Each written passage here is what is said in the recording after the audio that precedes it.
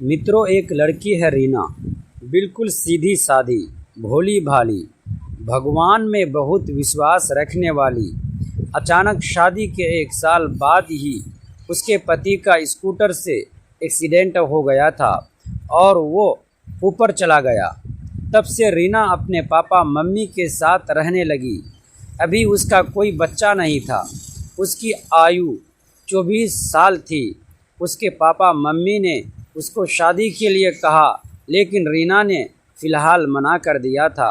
वो अब भी अपने पति को नहीं भुला पाई थी, जिसे ऊपर गए हुए आज 8 महीने हो गए थे। रीना शारीरिक रूप से कोई बहुत ज़्यादा खूबसूरत नहीं थी, लेकिन उसकी सूरत बहुत भोली भाली थी। वो खुद भी बहुत भोली थी, ज़्यादातर चुप ही रहती थी। उसकी लंबाई लगभग 5 फुट 4 इंच थी। रंग रूप गोरा था, बाल काफ़ी लंबे थे, गोल चेहरा था, फिगर बिल्कुल ठीक ठाक था, देखने में हीरोइन जैसी लगती थी। वो हमेशा सफ़ेद या फिर बहुत हल्के रंग की साड़ी पहनती थी। उसके पापा सरकारी दफ्तर में काम करते थे। उनका हाल ही में दूसरे शहर में तबादला हुआ था। वे सब नए शहर में आकर रहने लगे। रीना की मम्मी ने भी एक स्कूल में टीचर की नौकरी कर ली। रीना का कोई भाई नहीं था और उसकी बड़ी बहन की शादी 6 साल पहले हो गई थी।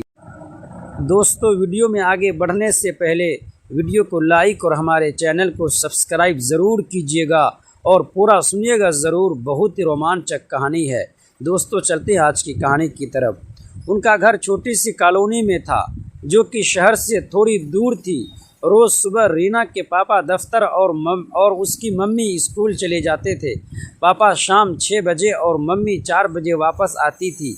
उनके घर के पास ही एक छोटा सा मंदिर था।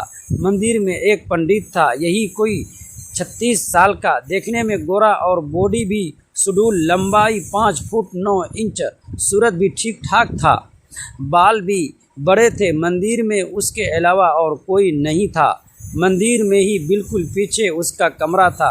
मंदिर के मुख्य द्वार के अलावा पंडित के कमरे से भी एक दरवाज़ा कॉलोनी की पिछली गली में जाता था। वो गली हमेशा सुनसान ही रहती थी, क्योंकि उस गली में अभी कोई घर नहीं था।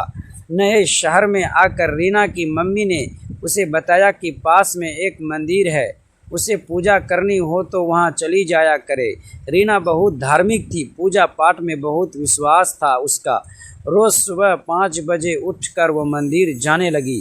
पंडित को किसी ने बताया था, एक पास में ही कोई नया परिवार आया है और जिनकी 24 साल की विधवा बेटी है। रीना पहले दिन सुबह 5 बजे मंदिर गई।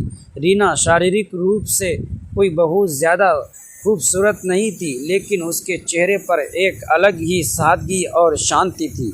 उसे देखने वाला हर व्यक्ति उसकी विनम्रता और अच्छे स्वभाव की तारीफ करता था।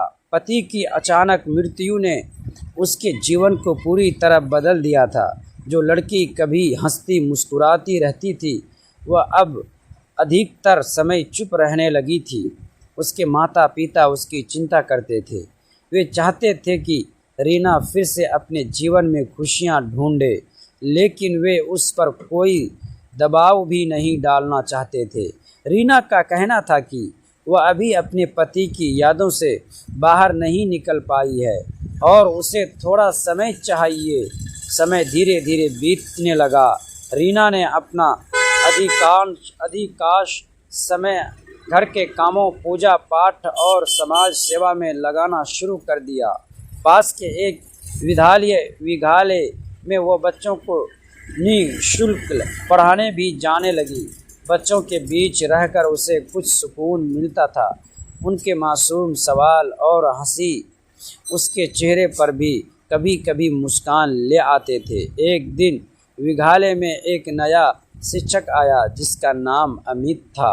अमित शांत स्वभाव का और समझदार व्यक्ति था। उसने देखा कि रीना हमेशा दूसरों की मदद करती है, लेकिन खुद बहुत कम बोलती है। धीरे धीरे दोनों के बीच सामान्य बातचीत होने लगी। अमित ने कभी रीना के अतीत को लेकर कोई अनासक्त प्रश्न नहीं किया, बल्कि हमेशा उसका सम्मान किया। कई महीनों बाद रीना को महसूस हुआ कि जीवन केवल दुखों का नाम नहीं है। अतीत की यादें हमेशा उसके साथ रहेगी, लेकिन उनके सहारे वह भविष्य को अंधकारमय नहीं बना सकती। उसने समझा कि अपने दिवंगत पति से प्रेम करने का अर्थ यह नहीं कि वह पूरी जिंदगी खुद भी डूबी रहे, बल्कि उनकी यादों का सम्मान करते हुए आगे बढ़ना भी जीवन का एक हिस्सा है। रीना के माता पिता ने भी देखा कि उनकी बेटी पहले की तुलना में अधिक आत्मविश्वासी और खुश रहने लगी है। अब वे उसकी चिंता कम करने लगे थे। रीना ने जल्दबाजी में कोई निर्णय नहीं लिया, लेकिन उसने अपने मन को भविष्य की संभावनाओं के लिए बंद भी नहीं रखा। उसने सीखा कि जीवन में कुछ घाव कभी पूरी तरह नहीं भरते, लेकिन समय के साथ इंसान उनके साथ जीना सीख जाता है। और कभी कभी सबसे अंधेरी रात के बाद ही एक नई सुबह जन्म लेती है। दोस्तों, ऐसी ही कहानी सुनने के लिए प्लीज़ हमारे चैनल को सब्सक्राइब कीजिएगा और वीडियो को लाइक और कमेंट भी ज़रूर कर दीजिएगा। आप लोगों का बहुत शुक्रिया होगा।